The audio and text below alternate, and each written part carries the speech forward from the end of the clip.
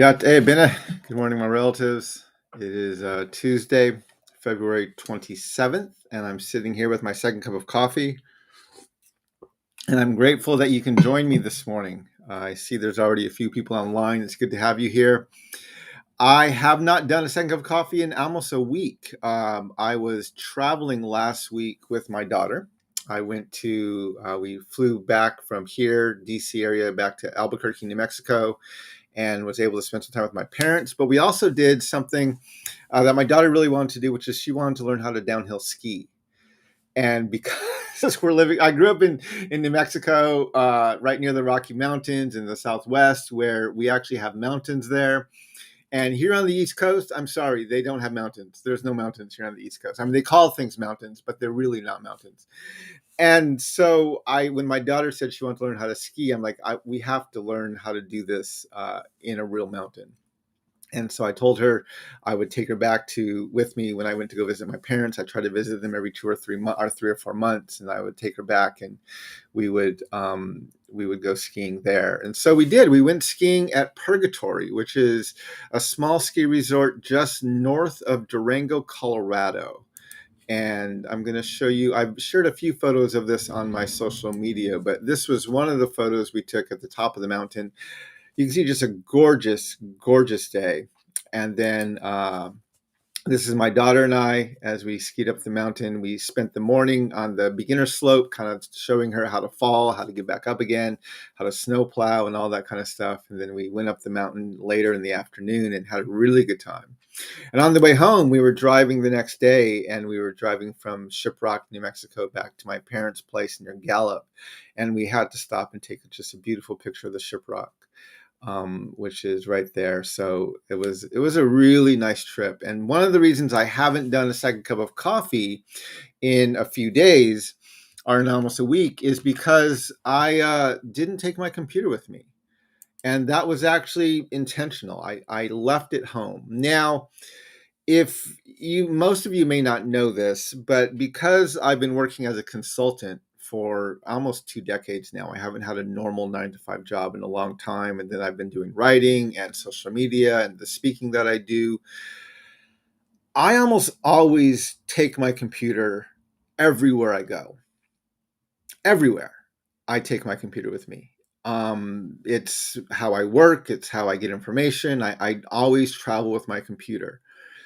And this is literally one of the first times in I don't even know how many years that I left the house for more than 24 hours without taking my computer with me. And it was amazing. I loved it. I couldn't work. And so I was able to focus on time with my daughter. I was able to focus on time with my family. I was able to just be fully present without, even though I felt sometimes like, oh, I should be working, I couldn't work. I did not bring my computer with me. And what was surprising is because I'm self-employed and I work from home, right? There's a very fuzzy line between my work life and my personal life, and it gets blurred very quickly. As a result, it can be difficult to rest and to just really kind of be away from work. And I came back from this trip to New Mexico feeling the most rejuvenated I felt in a very long time. Not like I wasn't rested beforehand, but felt like my brain had disengaged from work long enough where when I came back, I was ready to fully re-engage with stuff I want to work on and things I want to do. And yeah, it was an amazing experience. So definitely, yeah, I'm going to be doing that more in the very near future. Is just learning how to leave my computer at home and make sure that I'm able to take a break and get some rest that I need. Um, so I see there's a few who's online with me here. Let's see who's joined me. Let me check out the chat. Jermaine, Yat Bina, thanks for joining this morning. George and Steve, Yat Bina, thank you all for being a part of this second cup of coffee, sitting down with me for a few moments to talk about the things going on in our world and just some things that are worth discussing. I want to start by acknowledging, like I always do, that I'm speaking to you from Piscataway lands, and I want to honor the Piscataway as the hosts of the land where I'm living. I want to thank them for their stewardship of these lands. It's always very humbling to remind myself and I do it frequently, that I'm not living in Washington, D.C. I'm living on Piscataway lands, and the Piscataway are still here. And I don't want to ever forget that. So, my Piscataway relatives, thank you for your stewardship of these lands. If you follow me on social media, you'll know that last night, and this was on Twitter. I'm going to call it Twitter because even though Elon Musk is adamant his site is called X, the URL is still Twitter. And so I'm going to just keep calling it Twitter. So I posted on Twitter last night something that I post fairly regularly, meaning once or twice a year, maybe every 8 to 12 months or so. I usually end up posting this for the past several years, which is when I just like to remind people that white people are not superior. And I tweeted that out last night, and it's been getting not a ton of engagement. I don't engage much on Twitter as much anymore, but it's still a place where I like to put out a few more provocative things. But I post this for a reason, and I don't post the statement "white people are not superior" as a way to bash white people. Right? That's not what I'm trying to do. It sounds like I'm bashing white people, and white people actually get offended when I point out that they're not superior. But I pointed out really to acknowledge that we live in a world that regularly affirms that white people are superior, or the lie that white people are superior, I should say, and that they live by a different set of rules than most of us.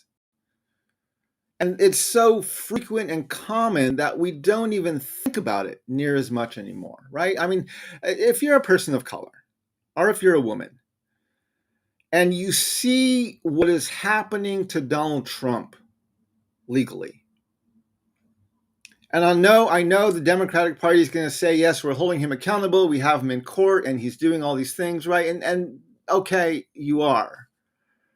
But all of us know, right? We are not unaware that were Barack Obama to do something like Donald Trump did, or were a woman who ran for president to do something like Donald Trump did or is doing, right? They would be in jail so unbelievably quickly by both parties, right? It wouldn't even be a partisan issue if Barack Obama did something even remotely resembling what Donald Trump did on January 6th, or with his businesses and the way he leveraged his businesses while he was in office and so on and so forth, right? If Barack Obama even did something remotely close to that, he would be in prison so quickly by a bipartisan, almost unanimous vote.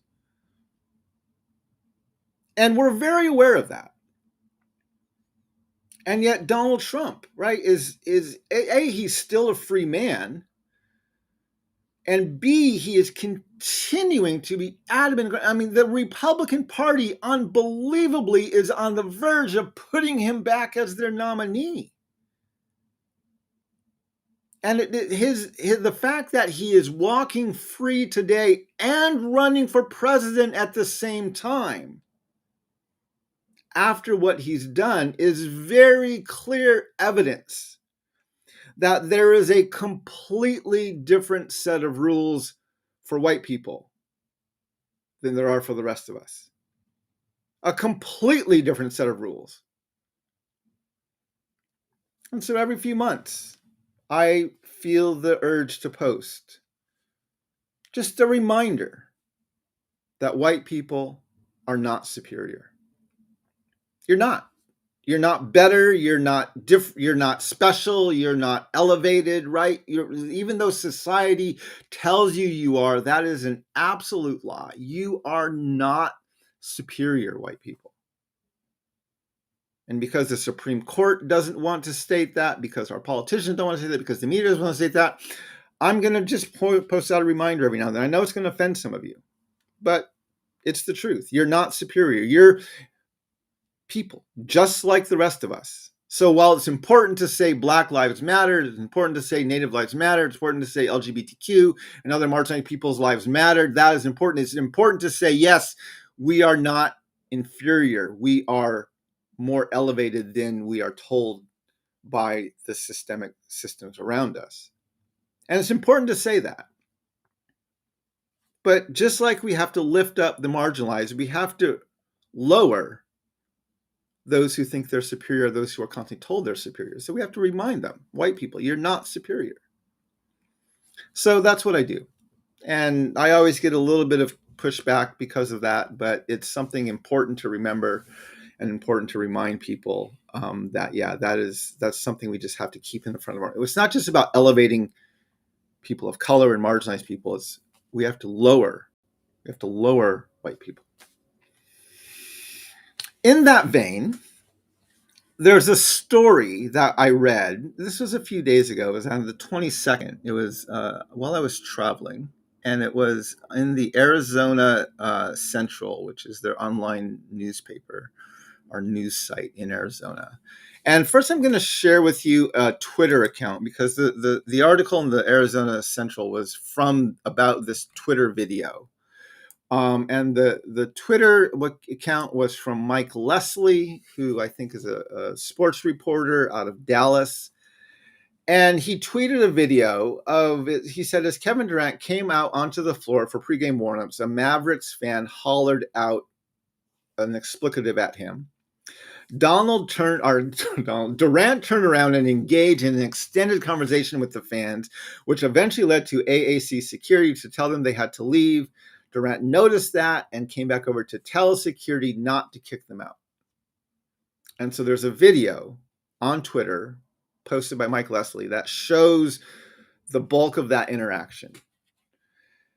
AZ Central went back and interviewed Durant and got a story and got the further story of what was going on in that video. And I'm going to post that story here. And this title of the story is Real Human Beings Too. Suns Kevin Durant didn't have fans kicked out of game for pregame insult. And basically, apparently what happened is as Kevin Durant was coming out of the locker room to go on to the court for pregame warmups, someone yelled, two Maverick fans there yelled an explicative at him as he walked past them. And he turned around and began to talk to them. And again, security came over, and when Durant left, they were going to kick them out. And Durant came back and said, no, don't kick them out. Let them stay and watch the game. And when they interviewed Durant, he basically said, right, I get it. They see us on the court. They see us separate from them. And they see us almost as, and by they, I mean fans, right? Not just these two people who yelled at him, but fans see the players as kind of like they're animals in a zoo, and they're there for our entertainment. They're there for our indulgences and so on and so forth. And so we say things, we yell things during the games that we would never say to most of us wouldn't say to someone face to face in person. And I'm sure Kevin and most sports figures and other people who have fame, they experience this frequently, where people yell at them and speak to them in a way that they would never speak to their neighbor or to someone else they met on the street. And Durant, to handle that, turned around and talked to them. And when asked why he did that, he said, because they think that we're just this thing there for their entertainment. We're basically animals in a zoo. And I wanted to help them to make the connection that we're human just like they are. And at the end of that interview on AZ Central, Durant said, and I'm going to quote this, he said, I get it, Durant said. I know the people want to pet the animals in the zoo, get close to the animals in the zoo, but once they get close, they realize you're human beings too. So you should treat us like that. I could have had them kicked out. Nah, don't put that on me. They just called me an explicative. They didn't harm me. They didn't try to harm me physically. Let them stay and give them something to think about going forward. Right? So had Durant pulled his authority, he absolutely could have had the fans kicked out for the way they treated him verbally. He could have done that. He could have let security continue to throw them out. And then they would have gone home angry and bitter at the fact that this entitled athlete had them removed from the game just because they were yelling something at them and they didn't mean it anyway. And didn't he know that this was just part of the sport and blah, blah, blah. And it would have just increased this divide between the two of them, where they would have gone home with their story and Durant would have said just been another day in the office, unfortunately, where he gets treated and dehumanized by people who are around them. And it would have just furthered the divide.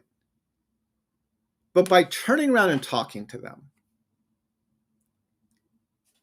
and then by not allowing security or telling security not to kick them out,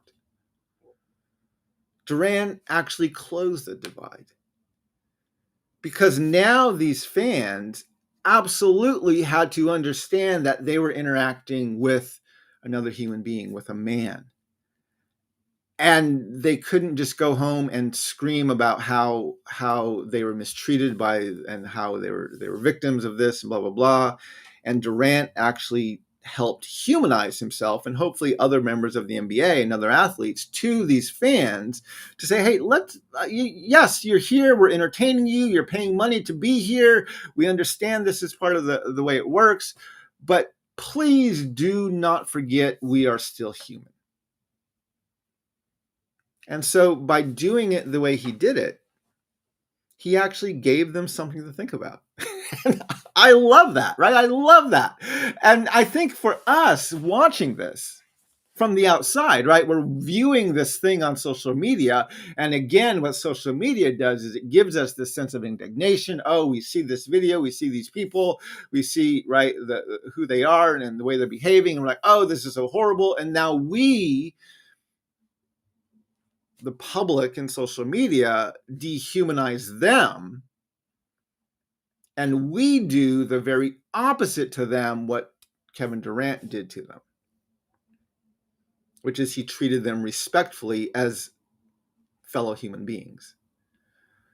And so when we watch this video, we have to be very careful, even if we repost about it, that we don't do the very opposite of what Kevin so clearly modeled for us, which is, yes, even though hurtful things get said, even though behavior is bad, so on and so forth, let's remember we're all human together and let's engage with one another respectfully as fellow human beings. So Kevin Durant, my hat's off to you. Thank you. My hat, I don't have a hat. My glasses are off to you. Thank you, Kevin Durant, for that incredible example of not only demanding that people treat you as a human, but in reaction to being mistreated by them, you turn around and completely treat them also as human. I applaud that. Thank you, Kevin, for that incredible lesson that you gave us in the way that you treated those two fans. And again, this is why, well, I won't go in. I already said the things I said about that. So anyway, the other thing I wanted to talk about today, and there's another story I wanted to address. And if you're following the presidential politics, you'll know that this last weekend was the South Carolina primary, and Nikki Haley is still running against Donald Trump in the primary, and she was the governor of South Carolina, and she lost by a fairly large margin. I think she got 40% of the vote or something like that. Donald got over 50%. And she got it was a fairly major loss. She also lost in a more liberal state like New Hampshire. And so things are not looking good for her. But she's adamant that she's going to stay in the race. She's adamant she's going to continue running.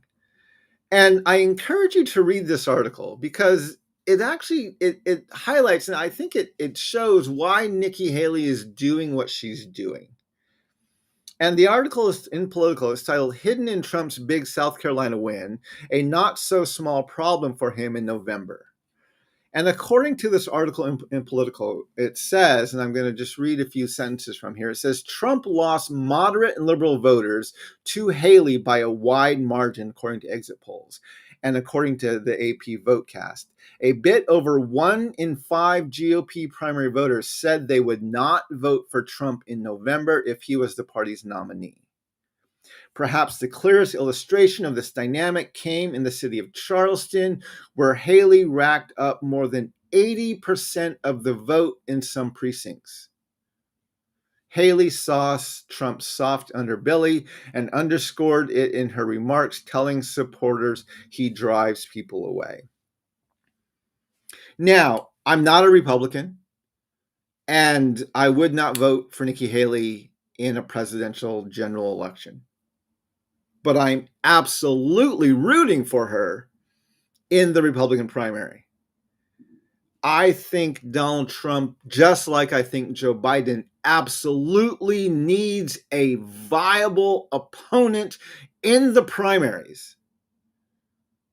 And I am grateful that Nikki Haley, is making the Republican Party not just give an easy walk to the nomination, but she's making people choose, and she's exposing both some of Trump's weaknesses as well as forcing her party to make a decision. The Democrats aren't doing that. And there probably is just as much division caused by Biden in the Democratic Party as there's Trump in the Republican Party, because when you get to his age, you get to the way he's so moderate, you get to all the things he's doing with his support of Israel and all the stuff that's going on, right? There's a lot of things that the Democratic Party is attempting to just sweep under the rug as they kind of march President Biden to the Democratic nomination.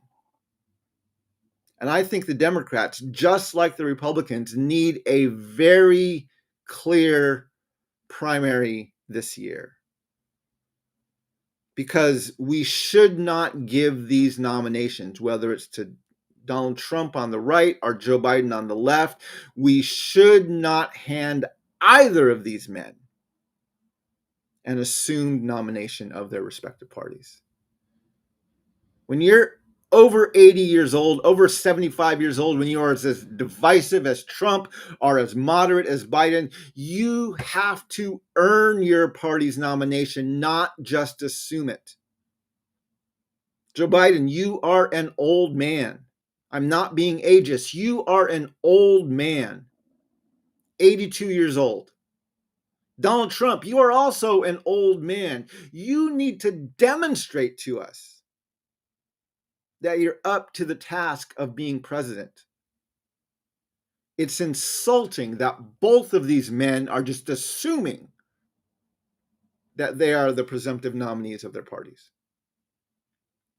And I wish the Democrats would do the very same thing the Republicans are doing. And it's unfortunate that the Democratic Party does not have the courage to challenge Joe Biden the way the Republicans are trying to challenge Donald Trump.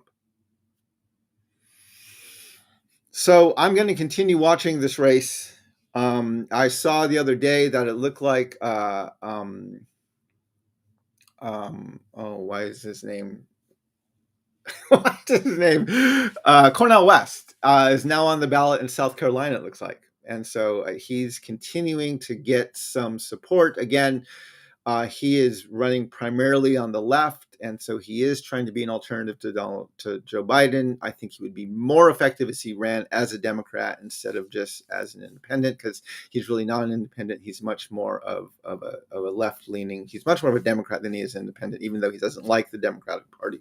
But he is absolutely a liberal candidate. And he's not going to take many votes from the right. And so anyway, so I'm glad to see that he's on the ballot in South Carolina, and I hope he gets on more ballots. I think we have to have more choice and more options in the general election instead of just these two old white men from the upper echelons of the 1%. So anyway, those are some of the things I've been thinking about these past few days. I'm very excited to be back from my trip And I've been very busy this past week, and I had an event here in New Mexico, or here in DC. It was great. It was at a house just up the block from me. It was a group from Detroit who came into town, and they had read my book, and they asked if I would come and do kind of a Q&A and a longer discussion with their cohort. They were in town doing some stuff in DC, and so I met with them for about 2.5 hours over the weekend. And I've been doing a lot of things on my Patreon.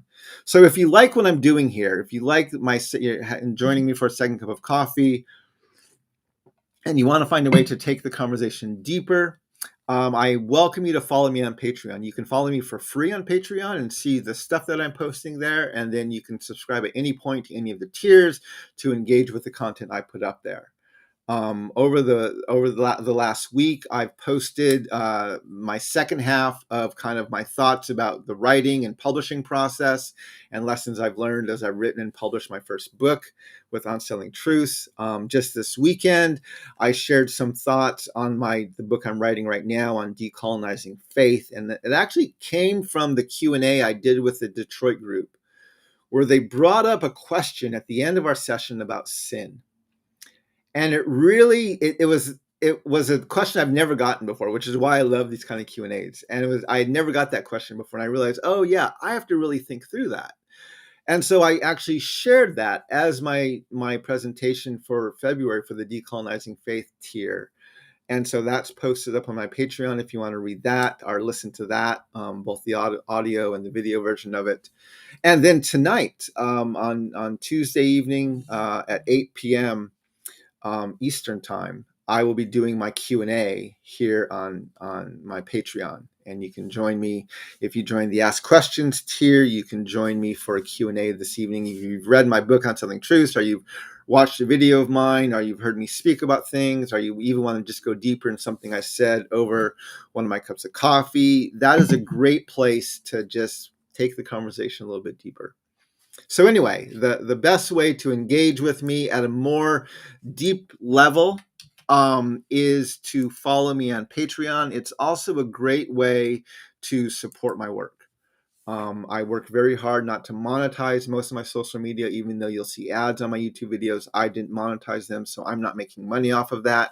I do that so advertisers have as little influence as possible over what I say.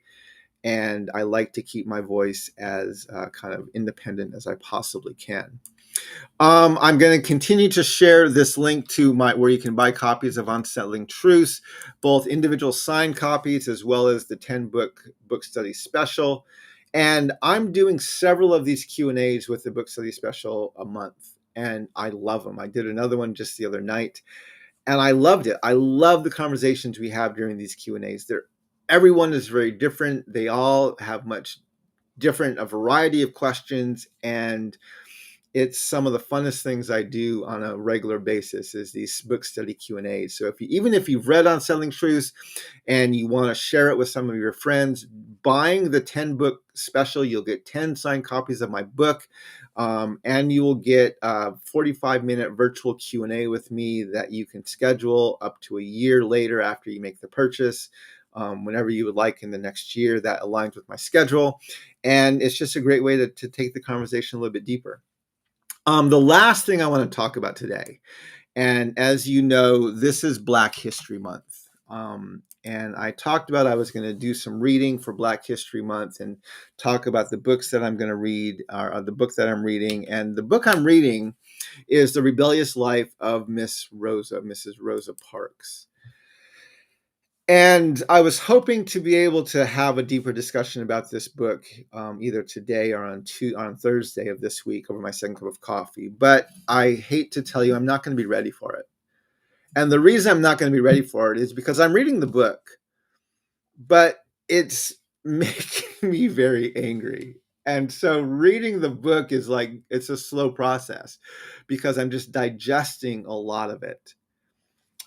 Just to give you a sense of what the book deals with. And most people, they know Rosa Parks as the woman who refused to give up her seat on the bus, which led to a bus boycott, which led to a lot of change in our nation's Jim Crow laws and things like that. And what this book is essentially saying is that when you reduce Rosa Parks' work to merely being too tired to get up for a white person to give him her seat on a bus, you are basically devaluing her lifelong work and struggle against white supremacy and systemic racism, and you are merely reducing her to an icon that now is palatable to white America. And the book is about how her life was so much more than just that moment on the bus. And so reading it literally makes me livid, right? When I see the way our nation, white America, takes a very strong and powerful voice like Rosa Parks, reduces them to a single mere act that makes it look, and this is the point the book is making, it makes it look like this kind of change is easy, right? And she's actually helping white America and working with white America, and right, they can now celebrate this. And it's like, no, if you look at her life in context, her life was a constant struggle. It was a rebellious life against these systems, and she received pushback and had hardship the entire time going forward. And when white America reduces her life and her struggle down to a single moment, it devalues her and it devalues what she does, and it makes her palatable now to the general public. I'm going to have a lot more to say about this book, but I'm not going to be able to finish it by this Thursday before the end of the month, and so I'm hoping next week to be able to take the conversation a bit deeper. And so if you haven't read the book, I invite you to read it. There's Audible versions out there. You can buy it from the publisher. You can buy it anywhere else books are sold. There's even a movie made out of this book, which I'm trying to read the book before I watch the movie. But yeah, so my work in Black History Month was to read this book, and I'm working my way through it, but I'm not going to finish it in time to have the discussion about it in February. So we'll have that discussion earlier in March. Anyway, my relatives, I want to thank you for joining me today. I hope your cup of coffee is just as good as mine is.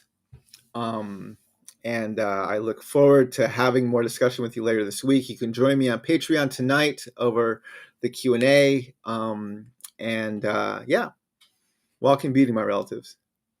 And may we all learn how to walk in this beauty together. Hakone.